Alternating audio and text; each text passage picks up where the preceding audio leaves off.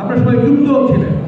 এবার প্রথমবার যে নির্বাচন হলো, এই প্রথমবার এবার নির্বাচনে 12 ফেব্রুয়ারি আগের যে 12 ফেব্রুয়ারি নির্বাচন, এই নির্বাচনের প্রধান প্রতিপাদ্য বিষয় ছিল 8টি বিষয়ে উন্নয়ন পরিকল্পনা।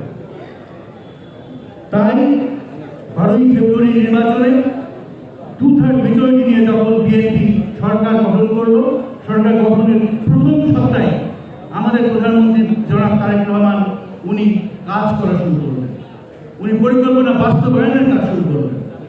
বিএনপি শুধু পরিকল্পনায় বিশ্বাসী না, বিএনপি প্রতিশ্রুতি বাস্তবায়নের বিশ্বাস, শুধু প্রস্তুতি দেওয়াই না, প্রতিশ্রুতি বাস্তবায়নের বিএনপি বিশ্বাস।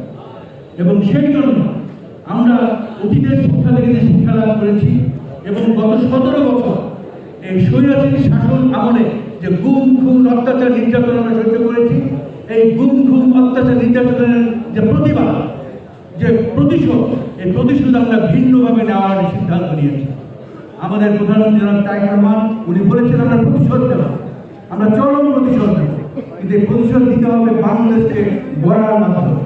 যদি আমরা বাংলাদেশকে করতে পারি, যদি আমরা নিশ্চিত করতে পারি বাংলাদেশের প্রতিটি মানুষের স্বাস্থ্য, আমরা যদি নিশ্চিত করতে পারি আমাদের দেশের কোনো নাগরিক চিকিৎসা, মানসম্মত চিকিৎসা পাওয়ার পূর্বে মৃত্যুবরণ করবে না, তাহলে পরে এই প্রতিশোধের এই গুম খুন অত্যাচারের প্রতিশোধ নেওয়া হবে।